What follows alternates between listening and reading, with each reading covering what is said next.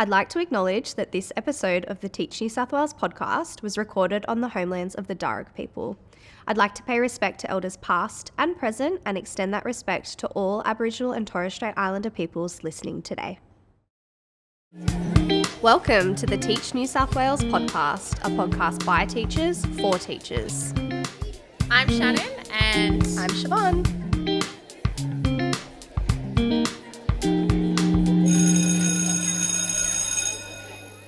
We are joining you again, your host, myself, Shannon, and Siobhan here next to me. But we are joined by a very special guest. We've got Kerry on the couch with us.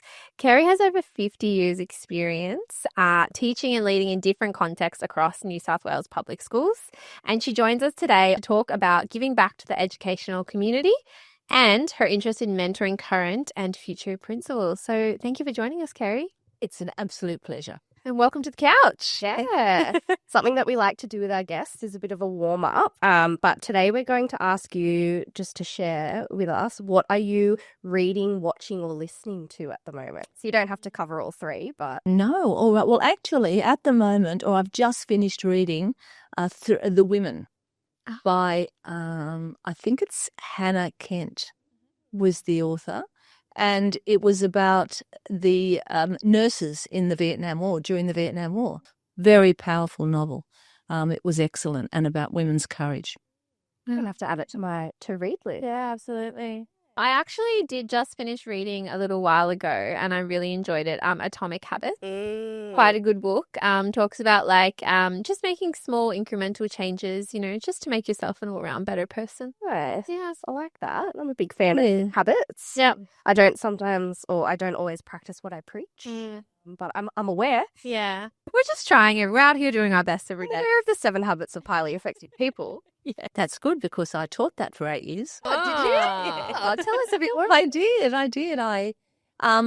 I loved Covey, Stephen Covey. I loved his books and I read them a lot as a leader and encouraged others to do it. And at one time in the department, every principal had to go through the 7 habits. So it was huge in Southwest Sydney in particular. And from that particular professional learning, I was asked to join Franklin Covey to go and teach it across Australia and Vietnam and where else did I go? New Zealand. Wow. And it was probably a children's version called The Leader in Me, which was based on the 7 habits. So it was a great experience. I loved it. Yeah, really good. And places you can go. Absolutely. Yeah. I was about to say, given your years of experience, but I also feel like knowing you and talking to you, you've lived 12 lives in the Department of Education almost. It's like they say the cat lives 9 lives. Well, you lived 12, Kerry. But take us back, where did it all begin? Why teaching? Look, I wanted to be a teacher from the moment that I stepped into a school. I went to Leichhardt Primary School, and from the moment that I stepped in and met my kindergarten teacher, who was lovely, I thought, I'd like to be a teacher. And every year I got lovely teachers, some of them a little bit more stern than the others, but I still liked the idea of teaching. And then I think I had a year where I wanted to be a hairdresser, and clearly my hair and hairdressing was not going to be a good model. So I went back to teaching and I got a Commonwealth scholarship when I left in year 12, and I also got a teacher's scholarship. So I chose the teacher's scholarship and went to Sydney University and then Sydney Teachers College when it was a teacher's college in those days. Oh, wow. And never looked back. Absolutely loved every moment. And, I always say, even to my kids, that there's not many people that can say the career that you chose was the right one and you had so many opportunities and you lived, a really wonderful life because of it. And teaching was just great for me. So when you think of those teachers back at school that you had in your primary school years, was there one that was, sort of a pivotal person that made you think, right, this is who I want to aspire to be? Or Absolutely. And she called her daughter after me. Oh my goodness! It was in year 4, and am I allowed to mention her name? Yeah. Yeah. Her name was Kathy Bradley, And she came into Leichhardt Public School and she looked so perfect. She had beautiful suits on and she always looked as though she worked in the corporate area. And I used to think to myself, oh, goodness, you look smart. But she was so kind and so enthusiastic about learning that I think that was the year that I learnt so much. And I went to the library to find out more about some of the things that we were learning. And she also talked about her home life and her family and what she wanted to do with her family. And she was pregnant at the time. And she said to me, do you mind if I have a daughter, if I call her Kerryanne? And I went, oh, no, not at all. And she did. And I have kept in contact over the years. Unfortunately, I haven't seen her in the last 5 years, but yeah, she was my inspiration. I loved her. Yeah.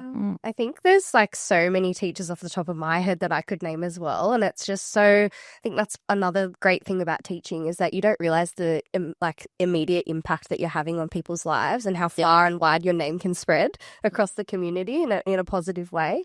And I think that's just one of the joys of teaching as well. Well, I will tell you a funny story because another high school teacher who was the English teacher, she introduced us to the book Mrs. Dalloway by Virginia Woolf. It was a really hard book, but I loved it because of the way that she presented us and the way she allowed us to discuss it.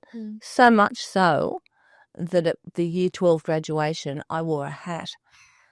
And when I went up to get my certificate, she said, congratulations, Clarissa. Clarissa. Yeah. And she made that whole book come to life. I had fantastic teachers. And I think what both examples you've just given of the teacher that, named her daughter after you, but I see that they've really put time into those connections and showed who they are as people as well to be able to relate with their students. And I think that pays off in dividends as well. Oh, absolutely. And I think that's important in teaching because I still keep in contact with students that I've taught. And a couple of times I said, what's your memory of me? And they go, you are always fair. You listen to every side of the story rather than make up your mind before you had a chance to hear what was really going on. Yeah. So I think that's important. That's a testament. Yeah. So I'm interested to hear from you, Kerryanne, what other opportunities you've been afforded as part of New South Wales public education system, either as a classroom teacher or a leader. Loads of opportunities. And I think if you're a teacher and you want to stay in the classroom, that's fine. Yeah.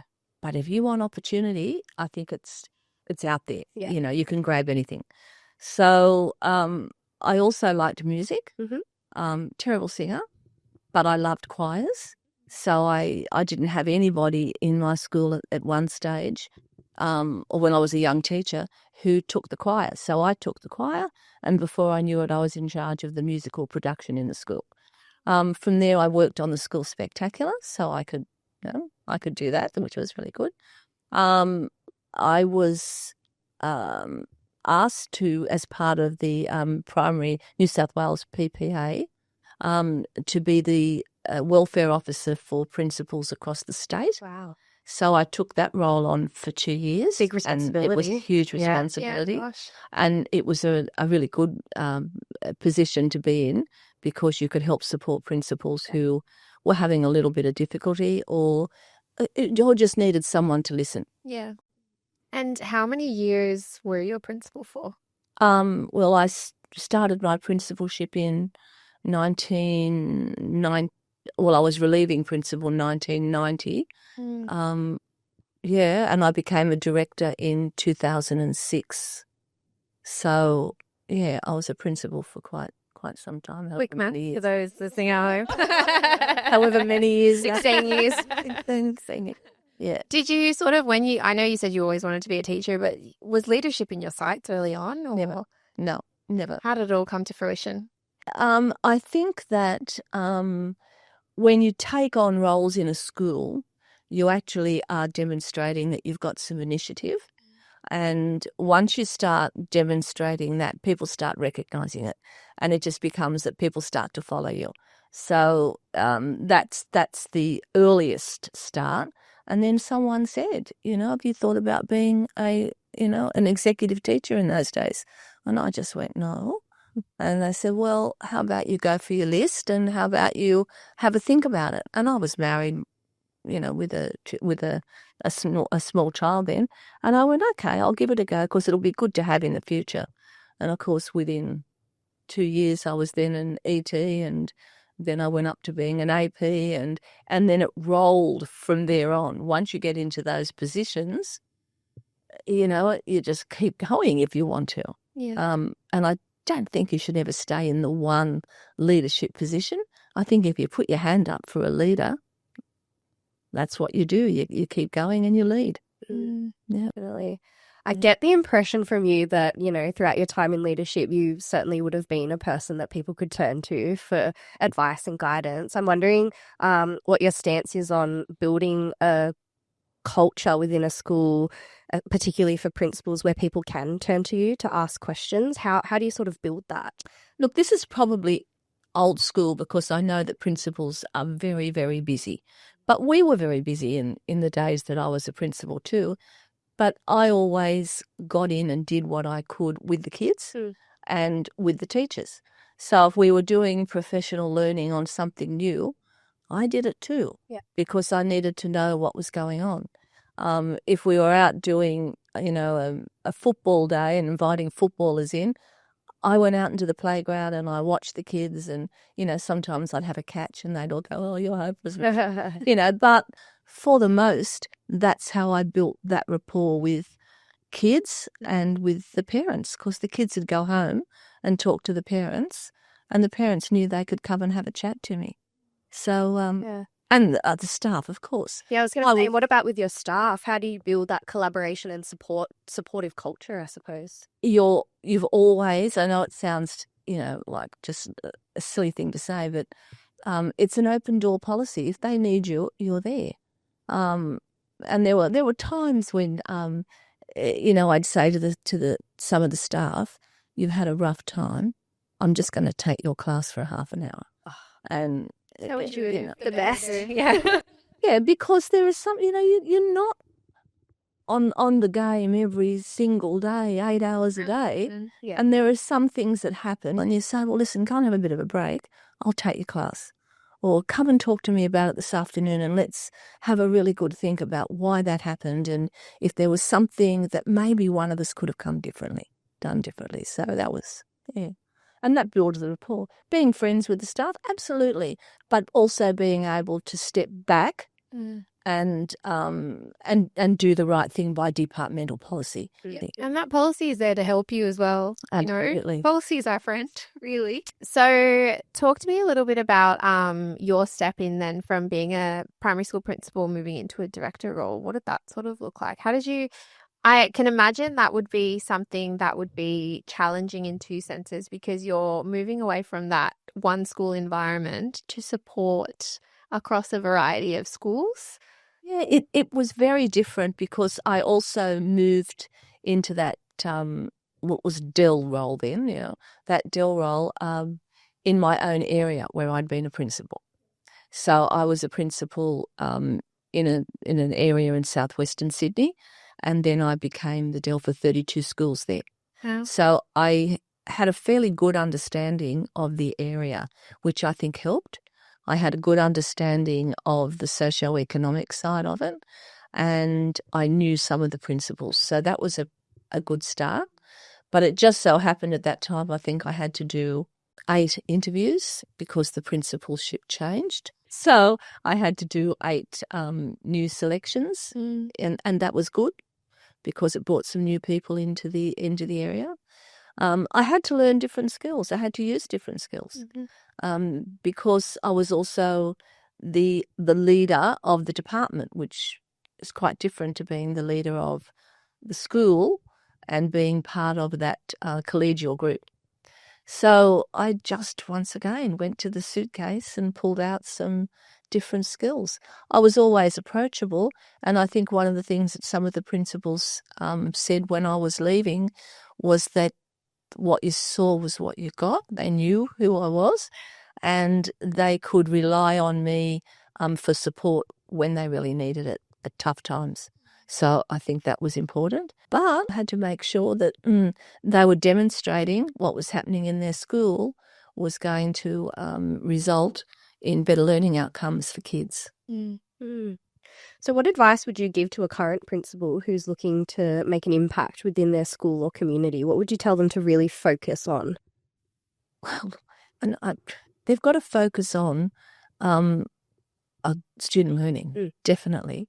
And definitely focus on what those students can achieve. If they can find a way, if principals can find a way to actually engage the whole of their staff in the one kind of philosophy of learning and get that teaching happening in every classroom throughout the school, that consistency will give them better results, most definitely. So it's got to be consistent and it's got to be focused, and there has to be a lot of professional learning to support them in what they do, because teachers don't just take things by osmosis. They have to...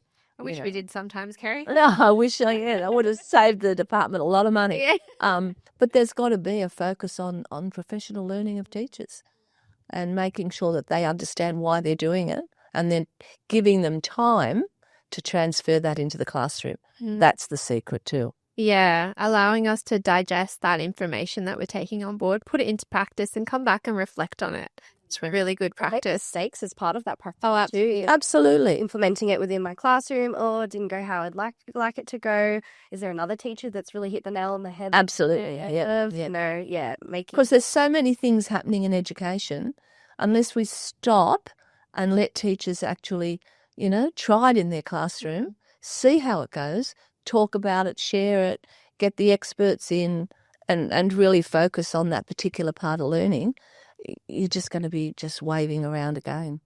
How do you take your learnings from each different, because every context we know, every public school across the state is quite diverse and different. How do you take those key learnings to your next context and put them into practice? Look, it's just like a suitcase. You just put things in the suitcase and you take it with you. Yeah. Some days you're going to wear some of the things in there and some days you're not. Unpack it, eat it. That's right. Some days I'm going to use some of those skills, other days I'm not. But it's there if ever I actually do need it again.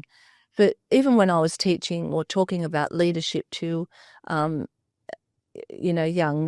principals or young leaders, I used to say, if you're not prepared to actually do the hard stuff as well, you really shouldn't be in that position, because you can't just be the, happy little friendly person all the time who overlooks things, because your responsibility is to look after those students in your school. Yeah, absolutely. So did you ever have a pivotal moment in your career that really defined your leadership style? A pivotal moment? Yeah. Yes, I actually did. When I was assistant principal in a school, there was a principal who was near retirement. He was gorgeous, lovely guy, but he didn't want to do all of the new stuff that was coming in. So as an assistant principal, I was doing it all. And I had a class as well, and I was doing that. I didn't mind because it was great for me. But when I got to be the principal, I thought, I'm not going to do that to any of my assistant principals. So I'm going to do all the stuff. So I did all the administration.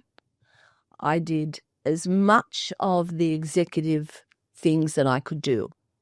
What happened was I was nearly dead by second term, and the assistant principals came to me and said, don't you trust us? Right. You don't let us do anything. Yeah, wow. And it was like, you know what? That's Penny it. dropped. The penny has dropped. Yeah. I do trust you, but I've just been through this experience myself that I didn't want to impose that. That's right. Yeah. And I had to stop and go, there's a different way of leadership. Yeah. And I took on Covey and Fullen and all of those people and read Yeah. and realised that, I've got to change how I think. Yeah. I've got to change my leadership style. Well, I didn't have a leadership style. Yeah. I was just doing everything, autonomous. Absolutely. Yeah, wow. It's like, it's that age-old thing, hey, we're just lifelong learners. So it's, hearing from an experienced leader such as yourself, it's nice to sort of sit back and reflect and be like, yeah, we're always learning. Like sometimes things aren't going to go right. Absolutely. I mean, I was learning right up until the day that I left teaching. I was learning about people because people are your biggest educators. Absolutely. The way that people react to situations, the way that you have to work with people to get them to do things, change. The way people accept or don't accept change, and the way you have to manage that. That takes very different skills for different people. Yeah. So in your role with the Primary Principals Association, you would have sort of, that was all really around you giving back as well to the profession. Like Absolutely. with so many years of experience. Tell me a little bit about your ethos about giving back to the future leaders and teachers of our next generation. Well, even now in the Retired Principals Association, I have a strong belief that they should still be doing things for education, that we have to stand up for public education. So we've had a great career. We've had great opportunities. We should be giving back for our kids, our grandkids, whatever. So I still believe that. And I believe if we don't give back to a career that has brought so much joy and success in our lives, then I just think that that we owe it to ourselves and to the pupils of New South Wales. That it was just a career like no other, and there are hundreds of people out there, teachers and leaders, who could be doing something to support public education, and we should be. I was really fortunate in my first year of teaching. My beginning teacher mentor she had retired and come back as the beginning teacher mentor. And, she had a whole career, teacher, assistant principal. She'd, relieved in various leadership roles over the years. And I don't think at the time, like now at this end of where I'm at currently in my career, thinking back on how privileged and lucky I was to be able to have someone with so much experience, and I was like a little sponge, trying to suck all of the knowledge out of my mentor, but to have that person be able to come back in and give back her time from her career that she'd had to help and guide and support beginning teachers, that was a phenomenal opportunity, and I feel so fortunate to have had that. Well, she would be fortunate too, because you have to also be willing to listen to some of the advice, because there are some things, quite honestly, that we have done in the past that present teachers or executive would go, no, that's not going to work. Yeah. All right. But there are so many other things that you can say, well, that could work. So you've got to have someone who is willing to listen to some of the advice and take it on board, and then change it to their situation at present, because that's important too. Yeah. The old days are gone. Yeah. So you've got to change it to the way that the environment is now and what's happening in schools. Yeah. And take it on board. She always used to say, like, because I'd always think, oh my gosh, I learned so much today. And she was like, well, do you realize how much I learned from you? Like, do you know, I came in and observed you and you showed me X, Y, Z that you did. I didn't even think of doing it like that. Yeah. And like just hearing that as well really builds you up as a beginning teacher. I mean, no matter what spectrum of your career, there's always something we can learn from one another. Absolutely. We're all coming in with, that's, another thing about schools. You've got however many people making up a staff, all coming from different walks of life, different experiences that we can bring to the table. Yeah. And I think it's a lot richer environment now, because a lot of people are changing careers and bringing so much from their first career into schools. So the opportunities there are even broader, which is great. Yeah, you're getting subject matter experts, particularly in secondary schooling as well, sort of dabbling in that space and imparting their knowledge and sharing that with other teachers too, which is really important. Because we didn't bring that. We didn't have that. I mean, I was public education schooled, and then I went into public education, so I couldn't bring anything else except life's experiences. Yeah. Whereas these people are bringing industry business experience, industry experience, which is fabulous for kids. Yeah, really absolutely. great. Yeah. I'm interested to hear, what are some other ways that, people can pay it forward to the profession? What are some other ways they can give back? Look, I think in schools, going into schools, offering to be able to support schools these days. There's a whole range of things they can do in schools. That mentoring, putting themselves up with the directors of education to say, no, they're not called that anymore. Directors of Educational Leadership. That's it. The DELs. That's it, the DELs. Reminding them that they are around and could actually support some of the executives in school. I think that's good. Things like offering to look at curriculum and how you could implement curriculum what kind of clues could you have for implementing some curriculum in classrooms, supporting young teachers. I know I used to say to teachers, make sure that you treat the children as you would like to be treated from 9 till 3, because once they leave at 3, you don't know what kind of world they go into. It's a good philosophy. Yeah, we talked about it before. Siobhan's mentioned actually the invisible backpack. Yes. Yeah, and how you just don't know what they're carrying when they come to school. It's not written all over their faces sometimes. So that those interpersonal skills, that's when they kick in, and knowing your students, I suppose, and knowing what's going on in their world and taking the time to build those relationships. That's important. No one's got any time. No one ever had any time. But once you do, find the time to talk to a child, find out what their interests are, just to sit down and have that conversation. It'll give it, that child will give it back to you tenfold. Yeah, absolutely. So tell us, Kerry, almost 50 years, all up, what kept you coming back? The love of the job and the love of ongoing learning myself. There was never a dull day. Every day presented its own challenges. Every day presented another opportunity. I woke up every morning and got out of bed happy to go to school, if that makes sense. No, I love it. And Siobhan and I often have conversations together about it's the every day is different that keeps you coming back. And it's like, you never know, every group of kids, every student, every context that you work in, I love the opportunity to just try something different. And yeah, we're quite fortunate across the department that we have that opportunity once you're working for the system. And there was a personal reason too. At one of the schools that I was at, my husband died of cancer. And that community gathered around me like no other. Yeah.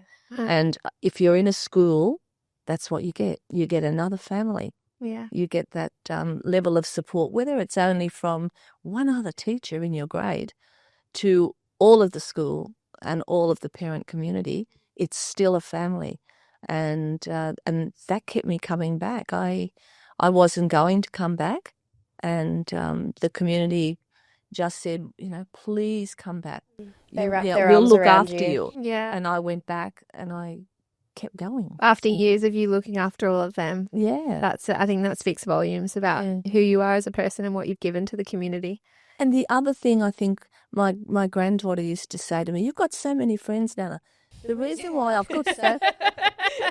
No, she can't get you on the phone. You're too busy socialising. The reason why I've got so many friends is that's what education does. Yeah. You stick with people that have got similar philosophies with you through life. Yeah. So the ones, I've still got friends from my first school, right through to principals that I was the director for. So you pick up people along the way and you stay with them. And I don't think any other career offers that kind of opportunity or that belonging.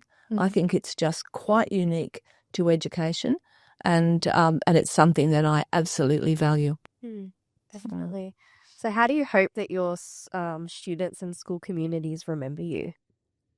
Look, I hope they remember me as being approachable, a lover of learning, and someone who provided a lot of opportunities for anybody who put their hand up, basically. Yeah. I know that my ex-staff would say, she kept us so busy because if anything came up, I'd say, someone interested. Who wants it? Or I'll go with you.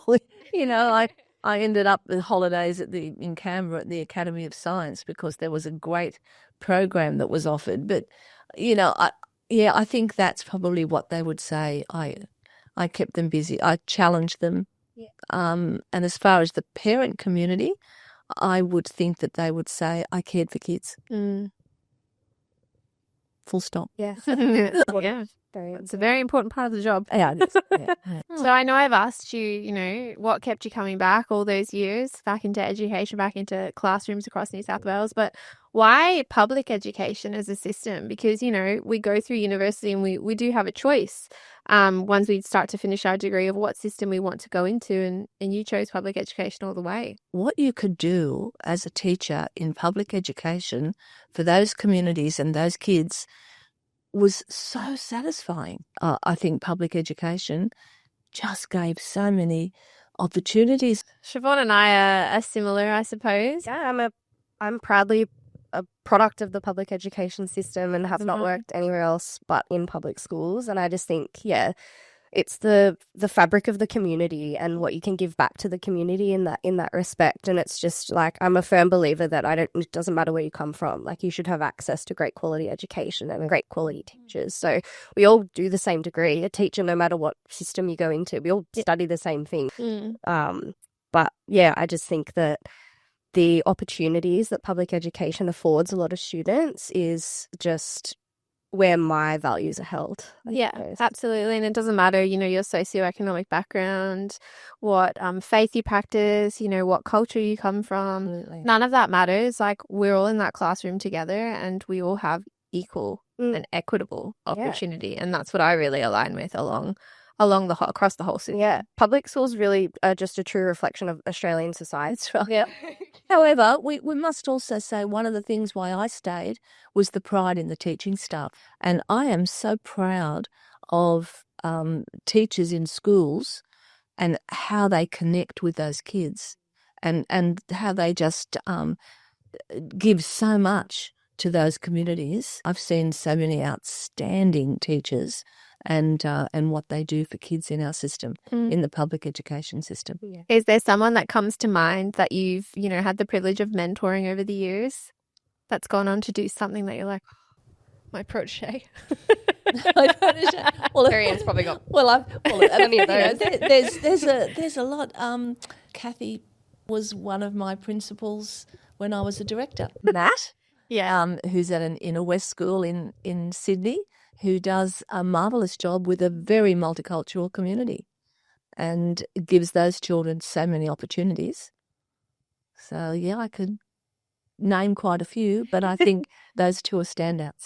Throughout your time in education, you would have seen a lot of change. I'm interested to hear, what are you looking forward to seeing in the future of education? Look, I think that we have someone who is taking us back to the focus on teaching and learning. And I think if we can maintain that focus and do it in a systemic way, I think that's going to be the secret of success. The only thing that I would say is that I applaud Teach New South Wales for actually making sure that we provide all of the opportunities for people to talk about teaching and education so that young people out there know that it's not just a job. It's a career with the most wonderful sense of satisfaction and achievement. Oh, thank you. Well, we're so glad that you joined us today to have said conversations on the couch. It's, like I mentioned earlier, it's nice to have someone with so much experience and such a broad range of experiences across the system, and to share that with us. We really appreciate it. Well, I've enjoyed it. Thank you both very much. You're so welcome. If you know someone who would benefit from listening to this episode, please share it with them. We're always looking to impact a wider audience. So like, comment and subscribe if you've enjoyed the episode, and we'll see you next time. Bye. Bye. Thank you for tuning in to the Teach New South Wales podcast, where we explore the dynamic world of education. Don't forget to follow, like, and subscribe to be notified when new episodes become available. You can find us on social media via our handle @Teach New South Wales. Until next time, keep learning, keep teaching, and keep making a difference. This podcast is produced by the Teach New South Wales team from the New South Wales Department of Education.